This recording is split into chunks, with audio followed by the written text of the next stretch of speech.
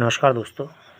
अभी कुछ दिन पहले मेरे पास में 1-2 दिन पहले एक मैसेज आया था कि एक साधक था, मुझसे कुछ समय पहले मिला था। मुझसे आज से करीब 2-3 महीने पहले मिला था मेरे घर वृंदावन में आके।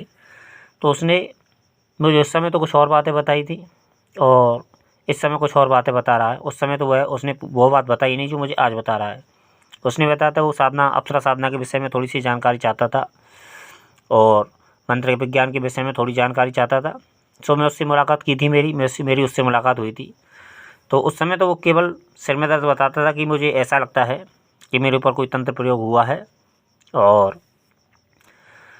मुझे ऐसा लगता है किसी ने मेरे ऊपर तंत्र प्रयोग किया है, घर परिवार के किसी लोगों ने, और मेरे सिर में दर्द रहता है। और मैं काफ़ी मंत्र जप करने के बाद भी मैं अपना भक्ति वाला मंत्र जप भी करता हूँ। उसने हरे कृष्णा वगैरह कुछ ऐसे ही कुछ गुरु मंत्र भी ले रखा था। सो उसने वह भी कर रहा था, लेकिन उसके सिर का दर्द नहीं जा रहा था। लेकिन 3-4 महीने के बाद में, तो उस समय जब मुझसे वो मिला था, तो मैंने उसे एक शिव शास्त्र नाम का एक पुस्तक दिलवाई थी मैंने उसे अपने बाज़ार से कि इस पाठ को करो। तो मित्रों, अब ये बताओ आप कि जब मैंने उसे यह शिव शास्त्र नाम का पाठ बताया था, तो लेकिन उसने कोई दूसरा मंत्र पकड़ लिया। किसी को कोई कुछ समझता है और जब उसे कोई चीज़ बताई जाती है तो और वो साधक अपनी तरफ से कुछ भी करने लगता है, तो इसकी जिम्मेवारी किस पर बनती है। उसने कोई शिव जी का कोई और मंत्र पकड़ लिया। मंत्रों के विषय में एक बात हमेशा यह ध्यान रखना मित्रों कि हर मंत्र का अपना एक अर्थ होता है। शिव जी का एक मृत्युंजय महामंत्र आता है और या फिर और भी कुछ अन्य मंत्र आते हैं, और हर मंत्र अपना अपना एक अलग प्रभाव रखता है। जिस तरह मृत्युंजय महामंत्र रोग नाश के लिए, यहाँ पर मृत्यु पर जिसकी अकाल मृत्यु का डर हो, जिसको डर भय लगता हो, उसके लिए यह महामृत्युंजय मंत्र बताया जाता है। लेकिन कोई लोग यदि धन पाना चाहे और वो महामृत्युंजय मंत्र का जप करे, तो उसे एक बात बताओ, उसे कैसे प्राप्त होगा धन।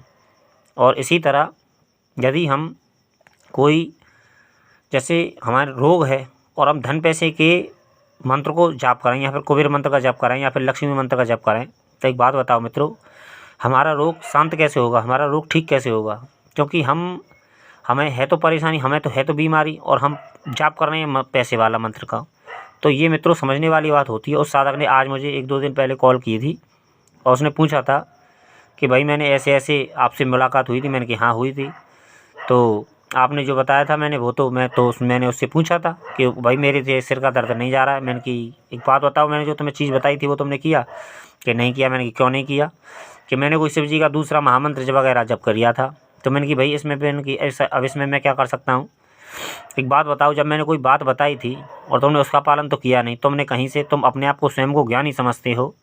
और फिर उसने बाद में आज मुझे कल परसों बताया कि मैंने तुमसे मिलने से पहले तो कुछ समय पूर्व मैंने करीब नहीं तो एक गंधर्व कन्या की एक साधना की थी, और करीब नहीं तो 21 माला के हिसाब से मैंने काफ़ी समय साधना की थी। उसने बताया था। तो 1 लाख मंत्र के जप लपेटे में उसने 1 लाख मंत्र जप के लगभग उसने मंत्र जप किया था। और उसने वहीं की वहीं दूसरी साधना भी की। साधना को उसने बीच में छोड़ दिया और फिर उसने महेंद्री यक्षिणी की साधना की। तो उसके अभी 50,000 के लगभग जप किया था उसने। तो मित्रों एक बात बताओ, एक तो अब ये साधक की मेहनत बेकार गई ना, कि ना तो उसे गंधर्व कन्या मिली और ना ही महेंद्री यक्षिणी। साधकों को ज्ञान तो है नहीं और किसी भी मंत्र को कहीं से भी उठा लेते हैं। ना कोई गुरु का पता है, ना किसी इष्ट का पता है, ना कुछ पता है। कहीं से भी कोई मंत्र उठा लिया, किसी ने आपको मंत्र बताया या फिर यूट्यूब पे बताया, आपने बिना गुरु के संरक्षण के आपने कोई भी मंत्र जप किया। ऐसे जाने कितने ही अनुभव हैं कि आदमियों की मेहनत बेकार चली जाती है ना तो उन्हें, और कभी कभी तो ऐसा भी होता है कि लोग खतरे में पड़ जाते हैं। तो एक बात बताओ मित्रों, अब इसमें किसकी गलती है। आज वो पूछता है कि मुझे कुछ उपाय बताइए। उपाय तो हमने पहले ही बताया था, लेकिन आपने आज एक नई समस्या बता दी। आज उसने एक नई समस्या बता दी कि मैंने ऐसे ऐसे साधनाएँ की थी। उस समय नहीं बताई थी मुझे उसने, क्योंकि उस समय बताता तो मैं कुछ और सोचता। अब वो मुझसे इलाज पूछ रहा है। अब एक बात बताओ मित्रों, मुझे और भी लोगों को समय देना पड़ता है। अब मैं उस साधक से क्या कहूँ, मेरी तो ये समझ में नहीं आता कि मैं क्या कहूँ। कहने को तो मैं कुछ भी कह सकता हूँ और मैं समझता भी हूँ इन चीज़ों को और बता भी सकता हूँ, लेकिन मैं यहाँ उन साधकों से कहना चाहता हूँ जो लोग सुन रहे हैं मुझे, और या फिर जो मेरी वीडियो को देखते हैं, मैं उन लोगों से कहना चाहता हूँ कि कहीं से भी किसी भी साधना को करने से पहले, क्योंकि गुरु के लिए क्यों कहा जाता है, गुरु को इसीलिए कहा जाता है कि कहीं से भी किसी भी साधना को उठाने से कोई लाभ नहीं होता है, ना तो हमें सिद्धि प्राप्त होती है और हम समस्या में पड़ जाते हैं। आज जैसे वो साधक का जो मेरे पास मैं तुमको जो कहानी बता रहा हूँ, अब वो साधक पड़ गया ना समस्या में, उसको वो साधना तो सिद्ध नहीं हुई, ना तो यक्षणी सिद्ध हुई, ना गंधर्व कन्या से सिद्ध हुई, और परेशानी में और पड़ गया। अब कहता है कि मेरे सिर में दर्द है। तो मित्रों, मैं क्या जवाब दूँ, ये तो घर में स्वयं निष्कर्ष निकाल लूँगा, स्वयं देख लूँगा। आप लोगों से मैं खैर क्या कहूँ, क्योंकि आप लोग जिम्मेवार नहीं हो, लेकिन ऐसे साधकों से मैं कहना चाहता हूँ कि ऐसे साधनाएँ नहीं होती हैं और ऐसे कभी भी कोई सफलता नहीं मिलती और ऐसे कोई कभी किसी को सिद्धि नहीं मिलेगी।